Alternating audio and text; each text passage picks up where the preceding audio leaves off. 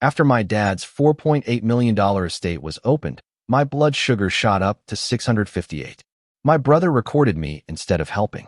3 weeks later, the lab results proved he had replaced my insulin with saline.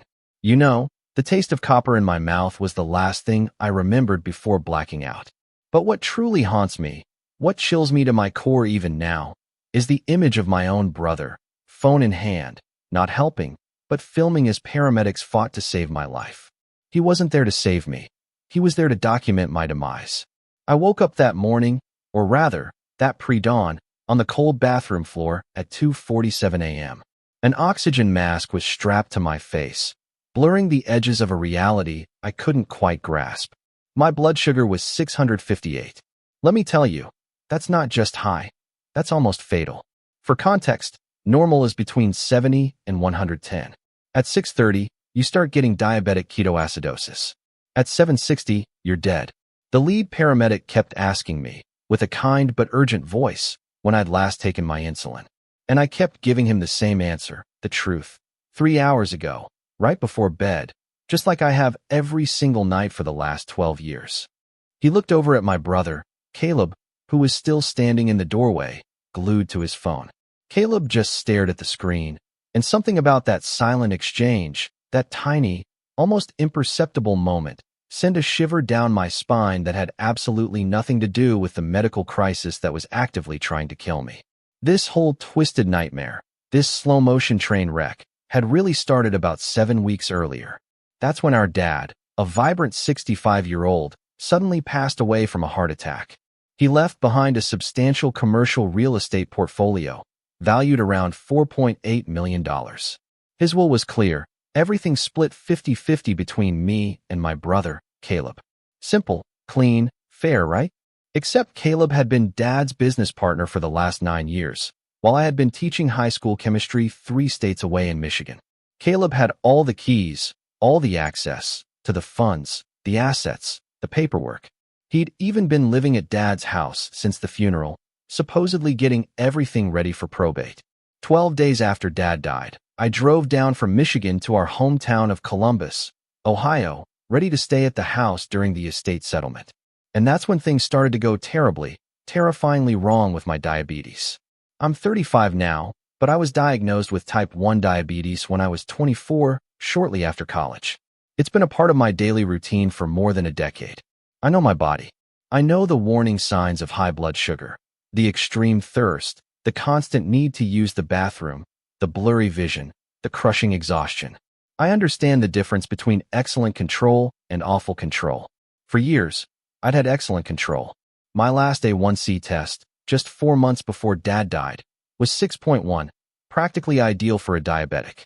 My endocrinologist back in Michigan, Dr. Michael S. Carter, had practically given me a gold star at my last checkup. So, when I started experiencing these severe hypoglycemic symptoms, despite taking my insulin like clockwork, I initially blamed it on stress. Grief does weird things to your body, you know? Cortisol levels spike. Sleep habits get messed up. Eating patterns change. It seemed perfectly reasonable that my blood sugar would be harder to manage. But it wasn't just harder to manage. It was utterly, completely out of control. I checked my blood sugar before injecting my long-acting insulin at night. Let's say it was 135, a little high, but totally manageable. I'd take my usual dose of 36 units, the same dose I'd been on for 2 years. Then, I'd expect to wake up with it somewhere between 90 and 110. Instead, the meter would scream numbers like 380, 420, even 511. I hadn't seen numbers like that since I was first diagnosed and had no idea how to bring it down. These numbers just didn't make any sense with my insulin regimen. I started monitoring my blood sugar every 2 hours, even setting alarms to wake me up in the middle of the night. The trend was relentless and deeply unsettling. My insulin simply wasn't working. After a particularly brutal night where my blood sugar hit 512, I called Dr. Carter's office. I spoke with Lauren Hayes, his nurse practitioner, who'd been overseeing my treatment for almost 2 years. She asked all the right questions. Had I changed my diet? No. Was I sick with an infection? No. Was I under extraordinary stress? Well, yeah. My father had just died, and I was dealing with his inheritance.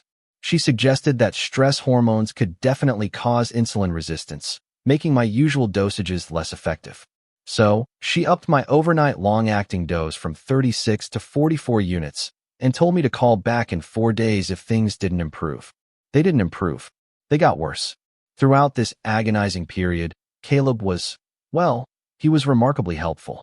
He'd see I wasn't feeling well and constantly ask if there was anything he could do. If I mentioned being thirsty, he'd appear with a bottle of water. He'd offer to cook dinner so I could relax. He'd ask about my blood sugar levels and shake his head with what looked like genuine compassion when I told him they were still sky high. One night, he even sat with me in the kitchen while I prepared my injection. "Is it scary?" he asked, watching me draw the clear liquid from the vial into the syringe. "Knowing you have to do this every day or you'll die?" I told him you just get used to it. The stakes don't really register anymore. It just becomes routine, like brushing your teeth. He nodded slowly, his eyes lingering on the vial of insulin on the counter. "Where do you keep it?" he asked. "In the fridge," I told him. "The small one in the upstairs bathroom, the one Dad installed when Mom was sick." Caleb knew this house. He'd lived here before, but he asked anyway.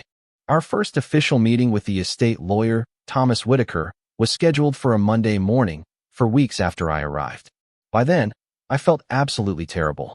The constantly elevated blood sugar was causing a host of secondary symptoms: persistent exhaustion, difficulty concentrating, blurred vision that made reading documents agonizing.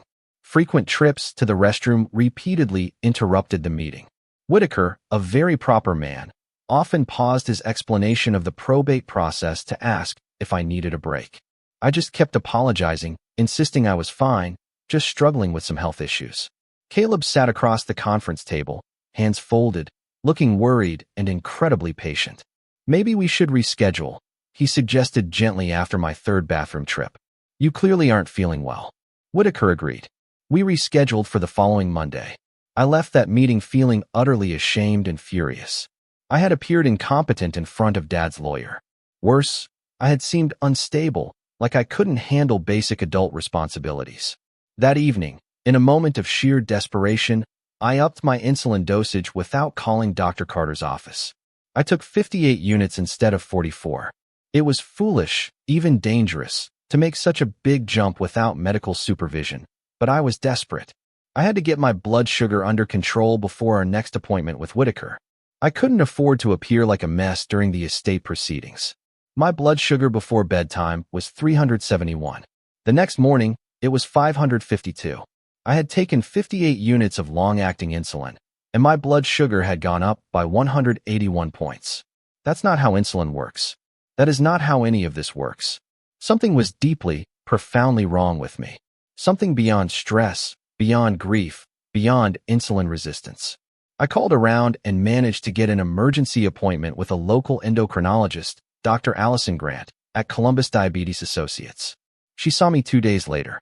Dr. Grant was in her late 40s with streaks of gray in her hair and the calm, analytical manner of a specialist dealing with a medical emergency.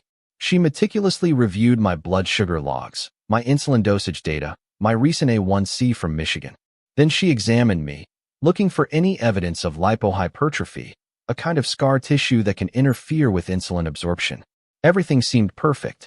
She ordered a full blood workup, including a C-peptide test to assess my pancreatic function, a hormone imbalance screening, and an insulin antibody test.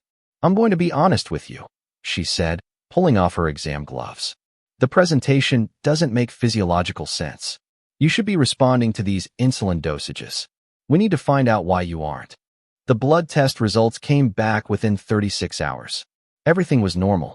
My pancreas was functioning as expected for a type 1 diabetic, not making insulin. My thyroid function was fine. No infection, no hormonal imbalance, no insulin antibodies. Dr. Grant called me personally to explain the findings. "I want you to come back in," she told me, "and bring all of your insulin vials. The ones you're using now, and any backups you have. I'd like to test them." I asked her what she thought might be wrong. There was a long pause on the line. "I don't want to speculate until we rule out environmental factors," she explained cautiously. "However, if your insulin is improperly maintained or contaminated, this could explain why it isn't working. Can you come in tomorrow morning?" I said yes. That evening, I gathered all my insulin vials. I had three. The one I was actively using from the bathroom fridge, a backup in the same fridge, and an unopened one in my travel case from Michigan. I arranged them on my dresser, ready to take to Dr. Grant in the morning. Then I went downstairs to warm up some dinner. Caleb was in the kitchen, scrolling on his phone. "Are you okay?" he asked, looking up. "You've seemed stressed lately." I assured him I was all right, just annoyed with my blood sugar problems. He nodded, compassionately. "Well, let me know if there's anything I can do to help. We're in this together, right? Dad would have wanted us to take care of one another." I thanked him and reheated the leftovers. After supper, I headed back upstairs to prepare my nightly injection. When I reached for the vials on my dresser, the backup vial was in a different location than I'd placed it. Not much, just slightly displaced, maybe an inch to the left. The kind of thing you might miss if you weren't paying extremely close attention. My hands started to shake. I told myself I was being paranoid. I convinced myself that the stress of Dad's death, the estate, my medical concerns, they were all making me see conspiracies where none existed. I told myself Caleb wouldn't do that. He was my brother. We'd grown up together. We'd shared a room until I went to college. He'd been there when I was first diagnosed with diabetes, learning how to administer injections and monitor my levels. He called me every few months to see how I was doing, if my diabetes was under control. He cared about me. But then I remembered something Dad had said about a year before he died. During one of our phone calls, he mentioned Caleb had been pushing for a change in the business structure, one that would make Caleb the majority owner and Dad a silent partner. Dad had refused. "I built this company," he'd said. "I'm not signing it away while I'm still alive and capable." Caleb had been furious about that decision. Truly furious. I didn't take my insulin that night. Instead, I drove to a 24-hour pharmacy and bought 3 fresh vials with my insurance. They were expensive, $110 each, even with insurance. But I had to know. I had to rule out the possibility that something was wrong with my existing supply. I took my nightly dose with one of the brand new pharmacy vials. My blood sugar level before the injection was 382. When I woke up the next morning and tested again, it was 109. Normal. Healthy. Exactly where it should be after an appropriate dose of long-acting insulin. I sat on the side of my bed, staring at the glucose meter display, feeling cold all over. The insulin from the pharmacy worked. The insulin from my bathroom fridge did not. My medicine had been tampered with. I called Dr. Grant and told her I'd found the problem. She paused for a moment. "What do you mean?" she asked. I described buying fresh insulin and getting a normal result for the first time in weeks. There was another short silence. Then she said, "Bring in all of your old vials today, if possible. I'm going to have them evaluated by our lab and file a report with the Ohio Board of Pharmacy. If your medicine was tampered with, this is a very serious offense." I agreed to be there within the hour. Then I went to the bathroom fridge and got the vials. The one I'd been using was still there. The backup vial, the one I'd noticed on my dresser last night, was gone. It wasn't in the bathroom, wasn't in my bedroom. I searched for 25 agonizing minutes before accepting the obvious. Someone had taken it. Someone who realized I was growing suspicious. Someone who had access to the house and my belongings. Someone who was my brother. I drove to Dr. Grant's office with the 2 remaining vials, the one I was currently using and the unopened one from my Michigan travel case. Dr. Grant met me in an exam room, her expression worried, making her look older than she had at our initial session. She handed the vials to a lab worker who photographed them and filled out chain of custody documents. "These will go to Ohio State's Medical Forensics Lab," Dr. Grant explained. "They can analyze the contents to see if there's been any replacement or contamination. The process usually takes 4 to 6 business days." I asked her what she believed had happened. She chose her words carefully. "In my 17 years of practicing endocrinology, I've encountered 3 instances of pharmaceutical manipulation. All involve family members with financial incentives. I cannot make accusations, but anyone with access to your insulin could easily replace it with saline solution or another clear liquid. The vials look identical. Without advanced testing, you'd never know." I didn't go back to Dad's place that night. I checked into a downtown hotel and paid with cash. I didn't want Caleb to be able to track my credit card. I sat in that hotel room, replaying everything that had happened over the past 4 weeks. My blood sugar problems started almost immediately after I arrived at the house.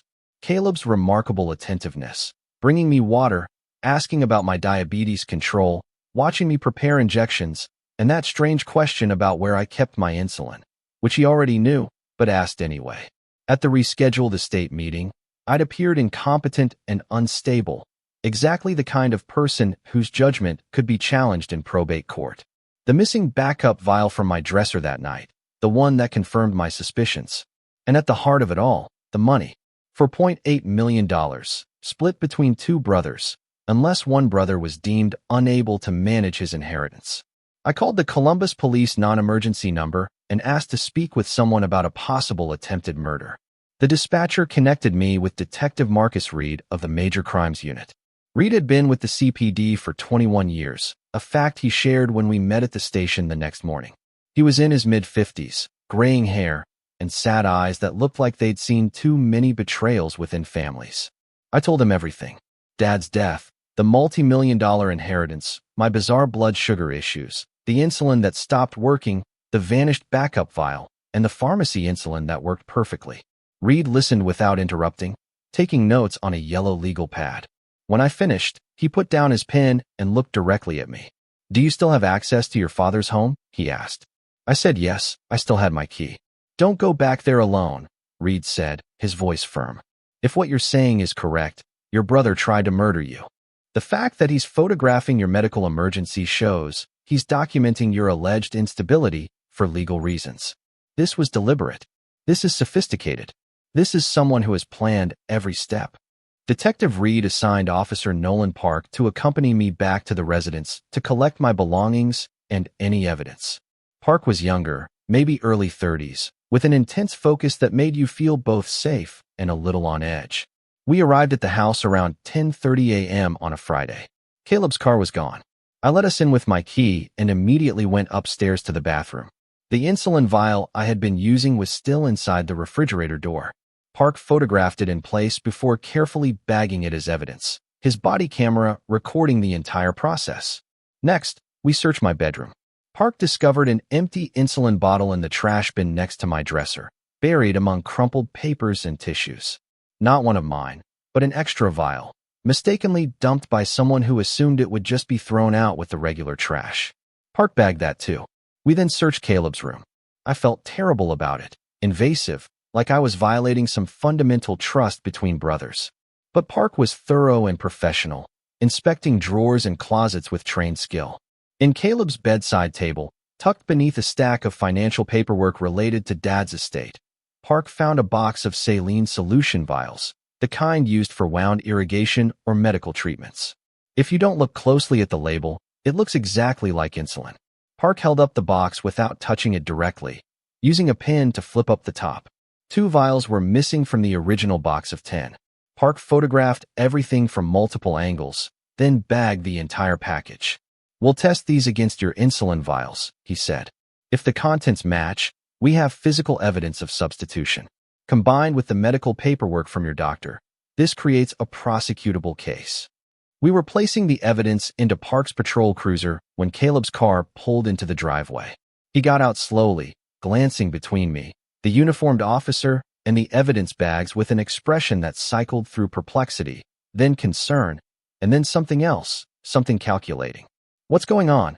he asked, directing the question at me rather than Park. "Is everything okay? Did something happen?" I didn't say anything. Park stepped forward, his badge displayed. "I'm Officer Nolan Park with Columbus PD. We're collecting evidence related to an ongoing investigation. Do you live at this residence?" Caleb nodded, his gaze never leaving my face. "This is my father's house. My brother and I are both residing here while we settle the estate." "What investigation? What evidence?" Park didn't answer. Instead, he simply requested Caleb to move aside as we finished loading the vehicle. Caleb obeyed, but I could see his mind working, trying to figure out what I knew and what I might reveal. Detective Marcus Reed called me that evening with preliminary results from Ohio State's Medical Forensics Lab. They'd fast-tracked the analysis given the attempted murder claims. "The vial you were actively using," Reed explained, "contains approximately 80% saline solution and 20% insulin. Not enough insulin to be medically useful, but enough that you wouldn't immediately realize something was wrong. The saline dilution explains why your blood sugar kept increasing after taking what you believed were adequate doses. The unopened vial from your travel case is pure insulin, no tampering. And the empty vial we found in your trash matches the saline solution boxes in your brother's room. Same manufacturer, same batch number. I asked what happened next. Now we build the case, Reed replied. We have physical evidence, medical documentation, and opportunity. What we need is motivation, testimony, and any proof showing your brother's financial interest in you appearing incompetent. I immediately called Thomas Whitaker, the estate attorney, and demanded copies of every correspondence between him and Caleb over the preceding 7 weeks. Whitaker was professionally reluctant until I mentioned there was a current police investigation into alleged estate fraud and attempted murder. That changed his tone dramatically. He sent over the emails within 2 hours. There were 41 messages in total. Most were standard queries about probate processes and property appraisals, but 6 communications, sent over a period of 12 days, voiced worries about my abilities to manage my inheritance. The first email was sent 4 days after I arrived at the residence. I'm concerned about my brother's health. He appears highly unorganized and is having problems controlling his diabetes. Is there a method for medical examination if one successor seems unable to perform financial responsibilities? The second email followed 6 days later. My brother had to leave our meeting multiple times due to health issues and seemed confused about basic estate details. I want to make sure he's safeguarded, even if it requires greater oversight of his portion. The cycle continued, each message meticulously documenting my seeming deterioration while posing Caleb as the worried, responsible sibling, seeking to safeguard both of us. Dr. Grant provided a comprehensive medical report detailing my 12-year history of excellent diabetes management, my recent unexplained hyperglycemic crisis, and the immediate normalization of my blood sugar once I switched to uncompromised insulin. In her conclusion, she wrote, based on the patient's medical history and the laboratory confirmation of insulin tampering, it is my professional opinion that the patient's hyperglycemic episodes were iatrogenically induced through intentional medication substitution. Without intervention, the patient would have progressed to diabetic ketoacidosis, coma, and likely death within days to weeks. She attached my blood sugar logs, showing the dramatic contrast between the 4 weeks of using tampered insulin and the immediate improvement with pharmacy insulin. The documentation was devastating and indisputable. Detective Reed brought Caleb in for questioning on a Monday morning, exactly 5 weeks after the paramedics had found me unconscious on the bathroom floor. I wasn't present for the interview, but Reed recorded everything and played portions back for me later. Caleb maintained his innocence throughout, claiming he had no idea how saline solution ended up in his bedside table, even suggesting I might have planted it there to frame him out of grief-induced paranoia. He insisted he'd been nothing but supportive during my health crisis, that his emails to the estate attorney were genuine expressions of concern, not attempts to undermine my competency. When Reed presented him with the test proof confirming the insulin had been tampered with, Caleb argued, maybe the pharmacy made a mistake, or maybe my diabetes had simply moved to a more severe level. His explanations grew increasingly desperate and contradictory as the interview continued. The breakthrough came when Reed asked Caleb about the video footage, the footage from my medical emergency, which Caleb had filmed on his phone instead of helping. Why were you recording your brother during a medical crisis? Reed asked. There was a long silence on the recording. Then Caleb said something that destroyed any remaining pretense of innocence. I needed documentation for the estate proceedings to show he wasn't capable of managing his portion. Reed asked him to clarify. Documentation of what, specifically? Another pause. Of his mental state, his instability. The lawyer said it would be helpful if there were concerns about competency. Reed pressed further. So, you were documenting your brother's medical emergency to use against him in a state court, and you saw no reason to help him instead? Caleb realized his mistake too late. He tried to backtrack, claiming he'd called 911 first, that he'd only filmed for a few seconds. But the damage was done. He'd admitted to documenting my crisis for legal advantage rather than providing help. The Ohio prosecutor's office filed charges 4 days later. Attempted murder, assault with a deadly weapon, because the tampered insulin qualified as a weapon under Ohio law, and estate fraud. The prosecutor, Malene Pierce, had spent 14 years in major crimes, and had a reputation for being thorough and merciless with white-collar criminals who preyed on family members. She scheduled a preliminary hearing for 12 days out. In the meantime, Detective Reed executed a search warrant for all of Caleb's electronic devices, his phone, laptop, tablet, and cloud storage accounts. The digital forensics team found things that made the case even worse. Caleb had researched insulin tampering methods 4 weeks before Dad died. He'd visited forums discussing how to induce diabetic crises without being detected. He'd researched estate competency laws and medical conservatorship procedures. He'd even calculated how long it would take for sustained hyperglycemia to cause permanent organ damage or death. Every search, every calculation, every research query had been saved in his browser history like a roadmap of premeditated attempted murder. The most damaging evidence came from Caleb's text messages with his girlfriend, someone named Rebecca Dalton, who worked in medical billing at a local hospital. The messages went back 7 months, to before Dad's death. In them, Caleb complained about having to share the estate 50-50 when he'd done all the work building Dad's business. He wrote things like, "Why should he get half when he's been gone for years? There has to be a way to contest the will. Rebecca had apparently suggested using my diabetes against me. Doesn't he have to take insulin every day? What if something happened with that? Like, if he seemed really sick or unstable?" Caleb's response, "That's genius. If he can't manage his own health, how can he manage millions of dollars?" The text chain continued over weeks, with Rebecca providing information about insulin storage and effectiveness, Caleb planning when to make the switch, and both of them discussing how to document my decline for legal purposes. The preliminary hearing was brief and brutal. Prosecutor Pierce presented the physical evidence, the medical documentation, the text messages, and the search history. Caleb's attorney, a public defender named Daniel Mercer, who looked increasingly uncomfortable as the evidence mounted, argued that the case was circumstantial, that the text messages were taken out of context, that Caleb's research could have been motivated by genuine concern for my health. Judge Evelyn Hart, who'd been on the bench for 24 years and had presided over some of Ohio's most notorious family crime cases, wasn't buying it.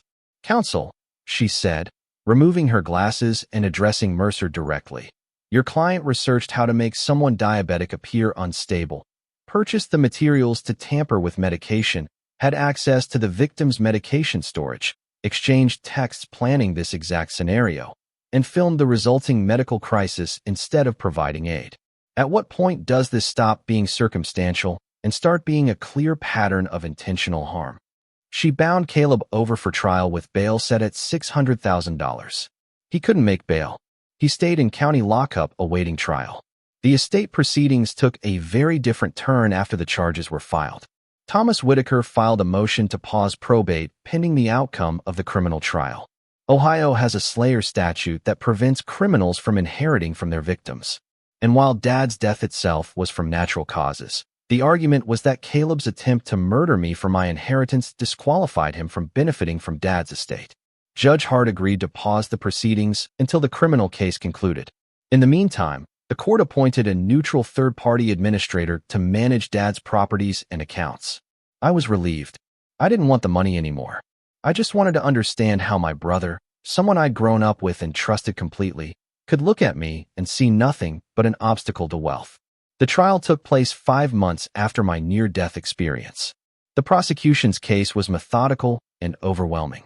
Dr. Grant testified about the medical impossibility of my blood sugar crisis occurring naturally, given my history.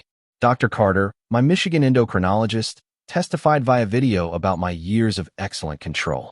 The Ohio State forensic chemist testified about the insulin dilution and saline substitution. Detective Reed testified about finding the empty vial in my trash and the saline boxes in Caleb's room. Officer Park testified about the evidence collection. The digital forensics specialist testified about Caleb's research history and text messages. And I testified about watching my brother film me during a medical emergency instead of helping, about the missing backup insulin vial, about realizing someone I loved had spent weeks systematically poisoning me. Caleb's defense was weak and desperate. Attorney Mercer tried to argue that Rebecca Dalton had been the mastermind, that she'd manipulated Caleb into this scheme, that he'd just been going along with her suggestions without really understanding the consequences. The jury didn't buy it. Caleb was 37 years old, a successful businessman who'd co-managed a multi-million-dollar real estate portfolio. He wasn't some naive victim led astray by a girlfriend. The text messages showed him actively planning, researching, and executing the medication tampering. Rebecca was charged separately as an accomplice and took a plea deal, agreeing to testify against Caleb in exchange for a reduced sentence. Her testimony was devastating. She described how Caleb had asked her for advice about making someone look medically unreliable, how he'd specifically mentioned my diabetes as a vulnerability, how he'd laughed about me getting sicker while he documented everything for the estate case. The jury deliberated for under 2 hours. Guilty on all counts: attempted murder in the first degree, assault with a deadly weapon, and estate fraud. Judge Evelyn Hart scheduled sentencing for 12 days later. When that day came, she delivered a statement that I'll remember for the rest of my life. "Mr. Parker," she said, addressing Caleb directly as he stood in his orange jumpsuit and restraints, "you looked at your brother and saw only money. You took his trust, his love, and his medical vulnerability and weaponized them in service of greed. You researched how to kill him slowly enough that it would look like natural causes or medical mismanagement. You documented his suffering, not to help, but to use against him. You stole weeks of his life and nearly stole all of it. This court finds your actions to be among the most callous and calculated it has encountered." She sentenced him to 21 years in state prison, with no possibility of parole for the first 14. Rebecca Dalton got 6 years for conspiracy and accomplice to attempted murder. The estate proceedings resumed after the conviction. Under Ohio's Slayer statute, Caleb was disqualified from inheriting anything from Dad's estate. His entire half-share reverted to me by default. I inherited everything: the properties, the business, the bank accounts, all $4.8 million, plus the appreciation that had occurred during the 9 months of legal proceedings. Thomas Whitaker handled the final transfer with professional efficiency. When he handed me the last document to sign, he said something that struck me as both true and terrible. "Your father built this legacy to provide for both his sons. It must break his heart, wherever he is, to know one son tried to murder the other for it." I signed the papers and walked out of Whitaker's office as the sole heir to everything Dad had worked for. And all I felt was empty. I moved back to Michigan 12 days later. I couldn't stay in Columbus. I couldn't live in Dad's house, where my brother had spent weeks slowly poisoning me while I slept down the hall.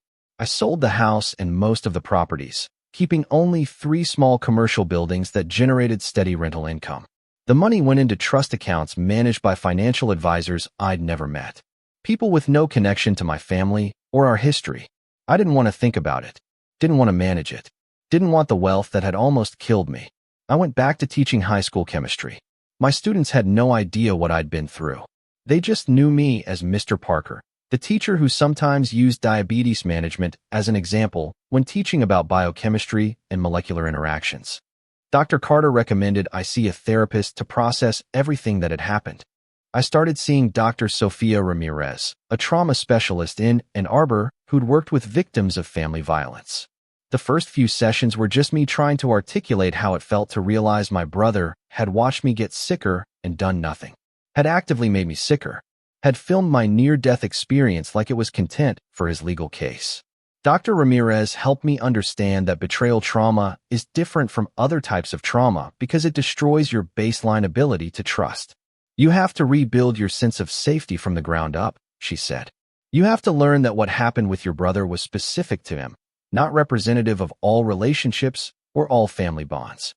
It took months before I could even begin to believe that. I still check my insulin obsessively.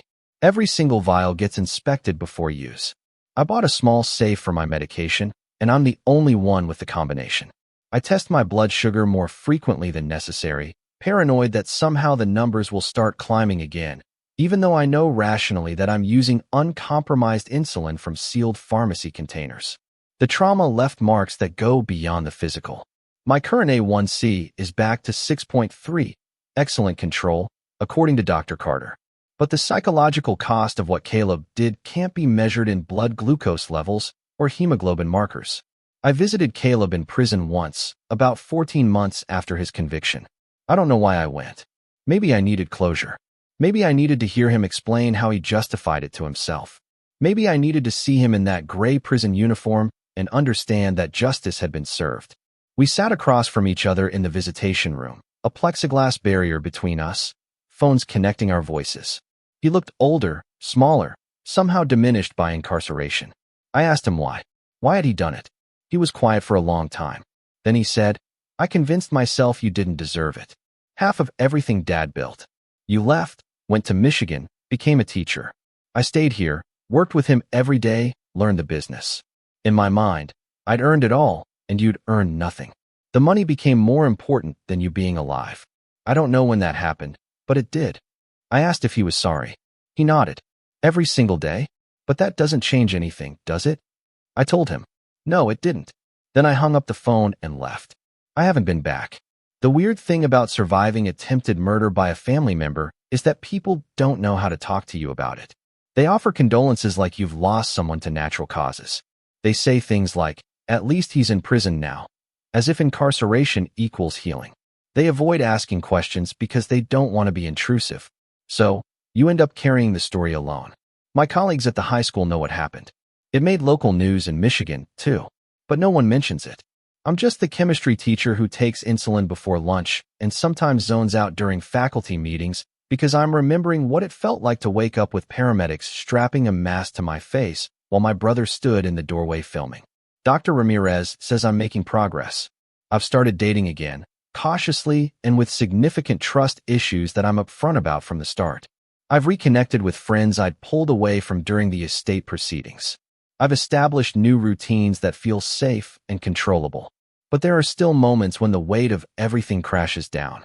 Like when I'm preparing my nighttime injection and I have a flash of panic, wondering if the insulin is real. Or when I pass estate planning offices and remember sitting in Whitaker's conference room, feeling like I was dying while my brother calmly documented my incompetence for legal advantage. Or when I see news stories about families torn apart by inheritance disputes, and I think about how Dad never could have imagined his estate would become my attempted murder weapon. The money from Dad's estate sits in accounts I rarely access. I live on my teacher's salary, about $68,000 a year, which is enough for a decent apartment and a reliable car and the occasional weekend trip. The inheritance feels like blood money, tainted by what Caleb did to get it. But Dr. Ramirez reminds me that Dad wanted me to have it. That using it doesn't mean accepting what Caleb did. That I'm allowed to benefit from my father's legacy without carrying guilt for my brother's crimes. Rationally, I understand that. Emotionally, I'm still working on it. I've started using small amounts to fund diabetes research at the Ohio State Medical School and to support programs teaching high school students about science and medicine. If Dad's money has to be part of my life, at least it can do some good. Sometimes I wonder if Caleb thinks about what he lost. Not the inheritance, or the properties, or the business partnership with Dad. Those are just money and assets. I wonder if he thinks about losing a brother, if he remembers the years before greed made me into a target instead of family. We used to be close, or I thought we were. We'd call each other every few months to catch up. We'd visit during holidays when our schedules aligned. He'd help me through my diabetes diagnosis, learning about the disease alongside me, so he could understand what I was dealing with. Or maybe that was research, too. Maybe he was always calculating, always looking for advantages, always seeing relationships as transactions. I'll never know which memories were real and which were strategy. Judge Hart's words come back to me often. You looked at your brother and saw only money. That's what haunts me most. Not the physical danger, not even the betrayal itself, but the reduction of everything we'd been to each other down to a dollar amount. $2.4 million, to be exact. That's what my half of the estate was worth. That's what Caleb decided was worth watching me die. The math is simple and horrifying. My life, my trust, our shared childhood, our father's love for both of us, all of it calculated and found less valuable than money. You can't come back from understanding that. You can't unknow that equation. I still have the glucometer reading from that first morning after using the pharmacy insulin. 109, normal, safe. Proof that my body wasn't failing, that my diabetes hadn't suddenly become uncontrollable, that the crisis was manufactured. I kept the printout in a drawer for months, looking at it sometimes when I needed to remind myself that I wasn't crazy, that my suspicions had been justified, that the person who tried to kill me was actually imprisoned for it and not walking around free. Dr. Ramirez eventually suggested I let go of that printout, that holding on to physical evidence was keeping me stuck in survival mode when I needed to move toward recovery. I threw it away, but I still remember the number, 109, the proof that saved my life. The criminal case made local news, but never went national. Ohio teachers didn't recognize my name or my story when I returned to Michigan. I was grateful for that anonymity. I could rebuild my life without carrying the label of that guy whose brother tried to kill him for inheritance money. My students know me as someone who explains molecular bonds with enthusiasm and occasionally brings in donuts for the class. My neighbors know me as the quiet guy in Unit 4C who's pleasant in the elevator and always sorts his recycling correctly. My therapist knows the full story, and a few close friends know the outline. But most of my world is built on normal interactions that have nothing to do with attempted murder or family betrayal or estate fraud. That normality is precious and hard-won. There are good days now. Days where I don't think about Caleb or the tampered insulin or the paramedics finding me on the bathroom floor. Days where my diabetes is just a manageable chronic condition rather than a weapon someone used against me. Days where I can enjoy teaching chemistry without the irony of explaining how molecules interact while remembering that someone used molecular manipulation to try to kill me. Those days are increasing in frequency, and Dr. Ramirez says that's the definition of healing. Not forgetting what happened, but reducing how much space it takes up in your daily existence. I'm working on that. Some days are easier than others. I keep Dad's watch, the one Mom gave him on their 20th anniversary. Caleb hadn't wanted it during the estate division because it wasn't worth much monetarily. Just a regular Seiko with a leather band worn from years of daily use. But it was Dad's, and wearing it makes me feel connected to the parent who loved both of his sons and never imagined one would try to murder the other. Sometimes I wonder what Dad would say if he knew what happened. Whether he'd understand how money corrupted Caleb. Whether he'd blame himself for building an estate valuable enough to kill for. Whether he'd forgive either of us, me for surviving and keeping everything, Caleb for attempting murder and losing everything. I'll never know. Dad died thinking his sons would take care of each other after he was gone. Instead, one of us tried to kill the other before the funeral flowers had wilted. I got a letter from Caleb 2 months ago. The prison screened it and forwarded it to my attorney first. Protocol for contact between criminals and their victims. The letter was 2 pages, handwritten, full of apologies and regrets and explanations that didn't really explain anything. He wrote about the moment he decided to tamper with my insulin. How he'd convinced himself it was just to make me look unreliable for a few weeks, not to actually kill me. How things had spiraled beyond his original intent. How he wished he could take it back. How he understood if I never forgave him. How he hoped I was doing okay and managing my diabetes well. The cognitive dissonance of that last line, hoping I'm managing the disease he'd weaponized against me, would be funny if it wasn't so tragic. My attorney asked if I wanted to respond. I said no. What would I even say? Some betrayals are too profound for communication to bridge. Next month marks 4 years since the night I woke up on the bathroom floor with my blood sugar at 658. For years since my brother filmed my near death instead of helping. For years since I learned that the person who'd grown up sharing a room with me could look at me and see only an obstacle to wealth. Dr. Ramirez says anniversaries of trauma are difficult, that I should expect the memories to feel more intense as the date approaches. She's right. I've been having more nightmares lately. Dreams where I'm checking my blood sugar and the numbers keep climbing no matter how much insulin I take. Dreams where I'm searching for the tampered vials but can't find them. Dreams where I'm trying to tell someone what's happening, but no one believes me. I wake up and check my glucometer immediately, confirming that my blood sugar is normal, that the insulin is working, that I'm safe. It takes a while for my heart rate to settle. The inheritance money funded a diabetes education program at my high school. I worked with the district to create a comprehensive curriculum teaching students about metabolic disorders, insulin function, and the daily realities of chronic disease management. We bring in endocrinologists to speak, demonstrate continuous glucose monitors, and explain how modern medicine allows diabetics to live normal lives. I don't tell the students why I started this program or what happened with my brother. I just teach them that diabetes is manageable, that insulin is life-saving, and that understanding biochemistry can literally save lives. One of my students, a girl named Haley, who was diagnosed with type 1 last year, told me the program helped her feel less alone and less afraid. That made everything feel slightly more bearable. Dad's money, filtered through Caleb's crime and my survival, helping a 16-year-old girl understand she's going to be okay. It's not redemption, but it's something. I still teach chemistry. I still take my insulin. I still check my blood sugar religiously.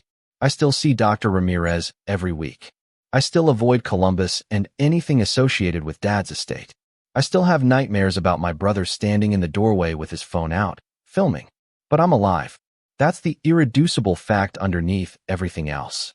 Caleb tried to kill me, methodically and deliberately, over the course of 4 weeks. He researched it, planned it, executed it, and documented it. And I'm still here. That survival doesn't erase the trauma or heal the betrayal, but it matters. Judge Hart said Caleb stole weeks of my life and nearly stole all of it. But he didn't. He's in prison serving 21 years, and I'm in Michigan teaching students about molecular bonds and living a quiet life he tried to take from me. The last thing Dr. Ramirez said in our most recent session was about reclaiming narrative. Your brother wrote a story where you were an obstacle to be removed, she said. But you're writing a different story now. One where you're a survivor, a teacher, someone who took incomprehensible betrayal and transformed it into advocacy and education. That's your narrative. That's your power. I'm still figuring out what that means in practice. Some days I feel powerful, like I've overcome something tremendous and emerged stronger. Other days I feel broken, like the trust Caleb shattered left cracks that will never fully heal. Both things are probably true. Both narratives exist simultaneously. I'm a survivor, and I'm wounded. I inherited everything, and I lost my brother. I'm safe now, and I'll never feel completely safe again. That's the reality of living after attempted murder by family.